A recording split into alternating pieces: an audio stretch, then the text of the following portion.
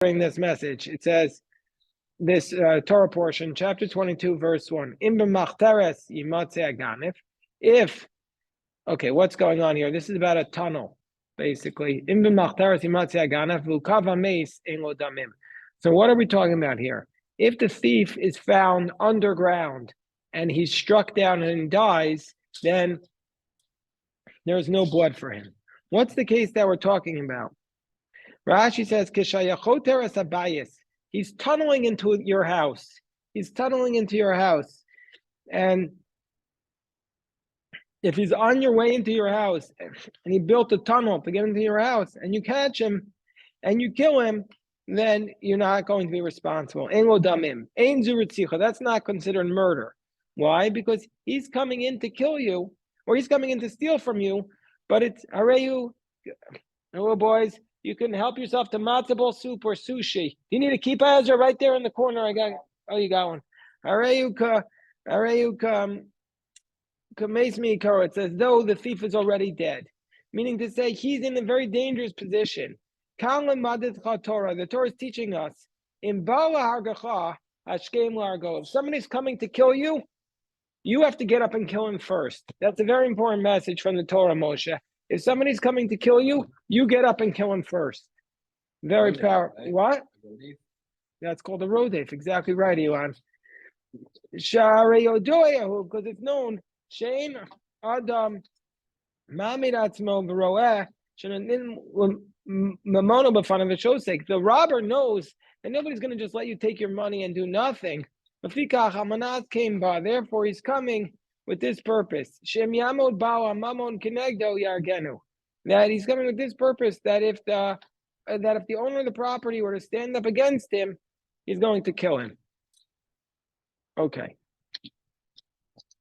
All right. So therefore, if the thief is coming in to kill you, you're allowed to kill him. All right. By the way, I just want to say, hold on, let me pause the recording for a second. I just want to tell these guys the schedule. Okay, so that we're up to the next verse. If the sun shone upon him, damimlo, meaning to say, let's say he's the sun shone. We'll see what that means. Then he is responsible for death. Shalem yishalem, he has to pay.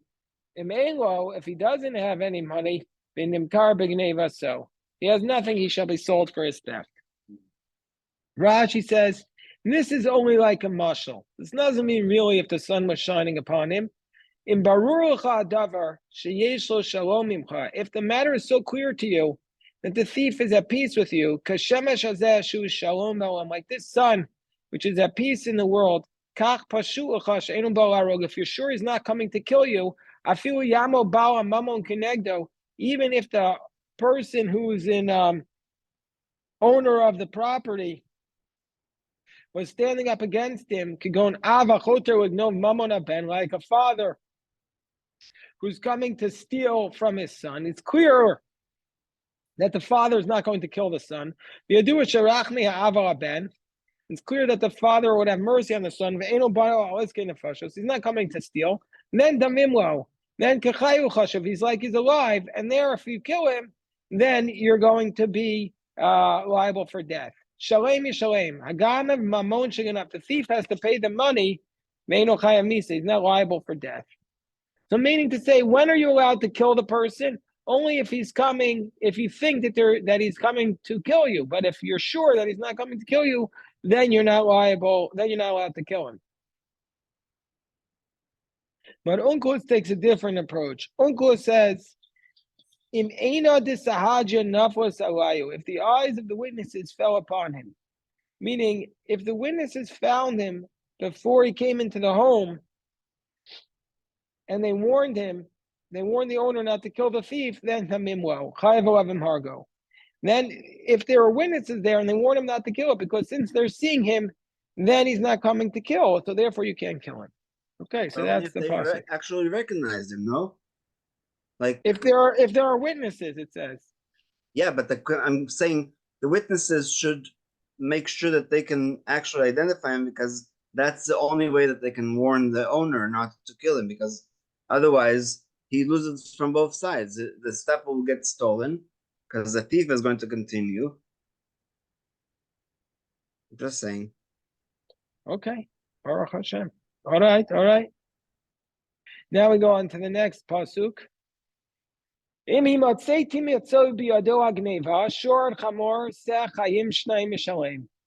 you find in the hands of the robber an ox to a donkey, how much? Okay, Moshe, we're going to go over this again. If you find the person stole something, how much does the thief have to pay? Exactly. That's what the pasuk says. If the thief is found with the stolen goods in his hands from an ox to a donkey, if they're found alive, he has to pay double.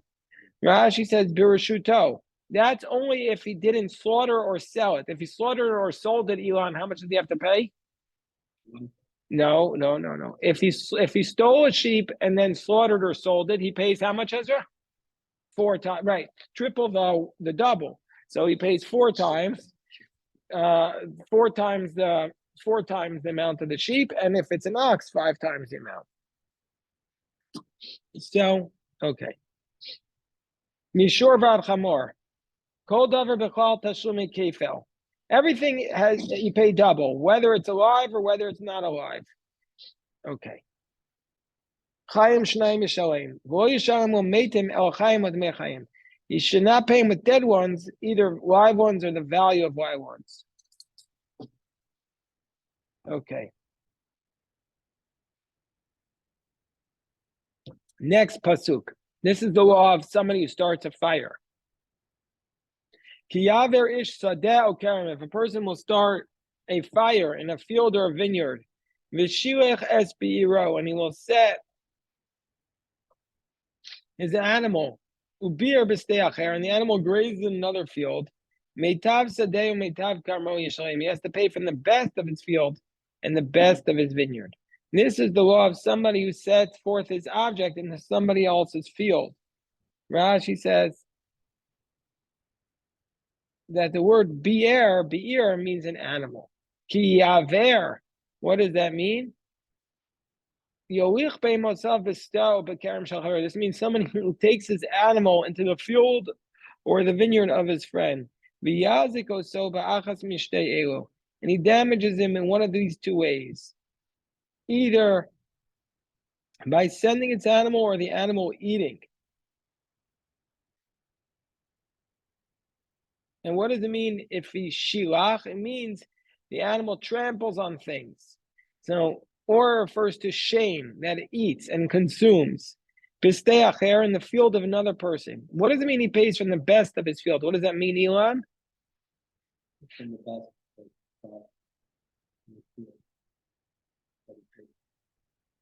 So it means that a person has different categories of fields. He has the worst, the average, and the best.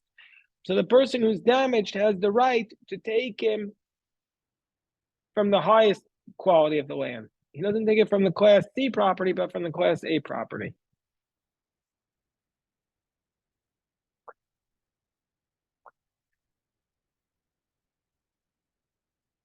Okay, what goes on now? Now there's fire. Fire goes out in matzah kotsim, and it finds thorns. V'nechal gadish o hakama o hasadeh, and the fire consumes a stack of grain or a standing crop or a field. The one who caused the fire has to pay. What's going on here? She says,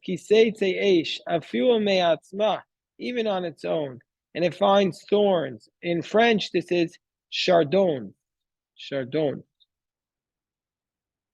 You speak French? Yeah, you're the one you're meeting tonight. Drop this word like a boss. But here's the interesting thing. I'm just going to tell you something. Rabbi Yosef, do you speak French? Okay, so I grew up in Israel, so I didn't do the French. But here's what's something you can learn something from here.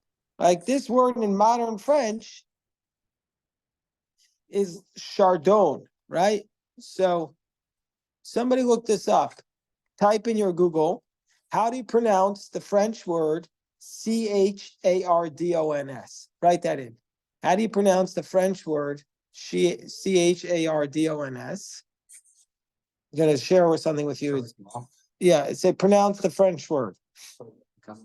What? Chardons.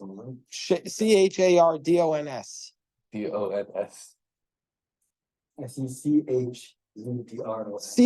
Char. DONS. No, pronounce it. I want to know how it's pronounced.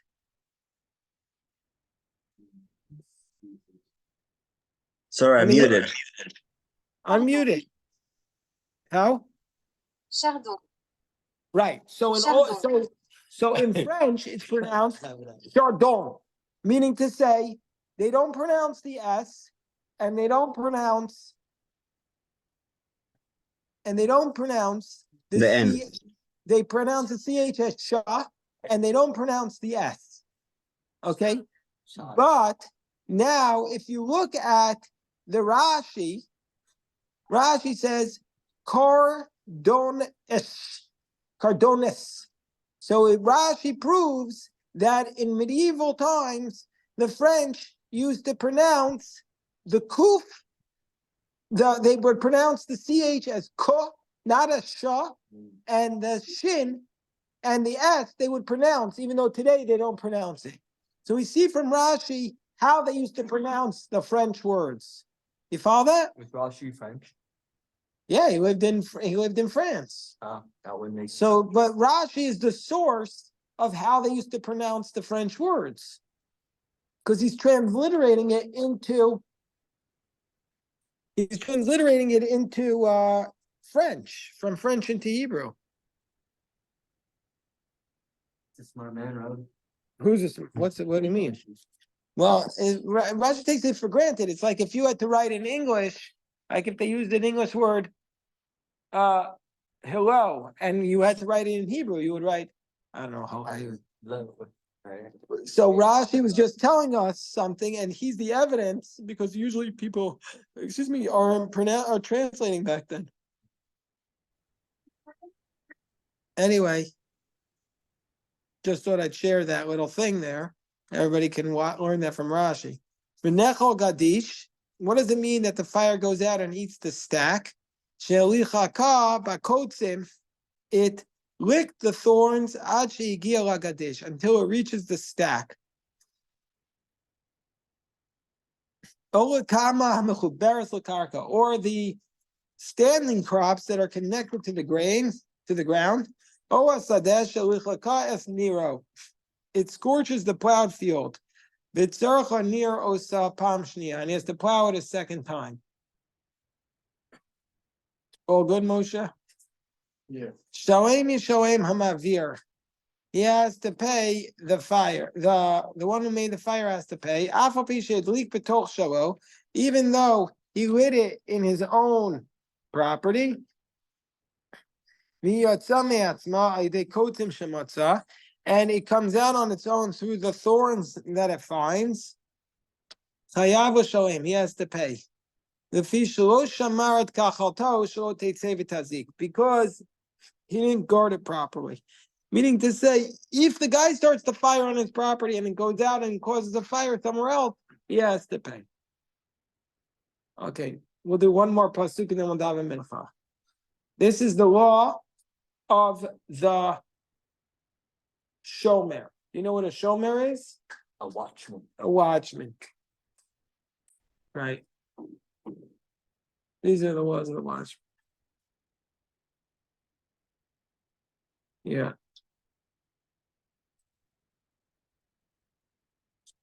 Kitain ish el reyehu kesef o kelim lishmor. The man will give to his friend money or utensils to guard. V'guna mi beisa ish, and it is stolen from his house. Imi matzeh ganev yishalem shnayim. If you find the thief, he has to pay twice. All right, let us stop. We have to daven mincha at this time. We'll stop the recording. A beautiful study again.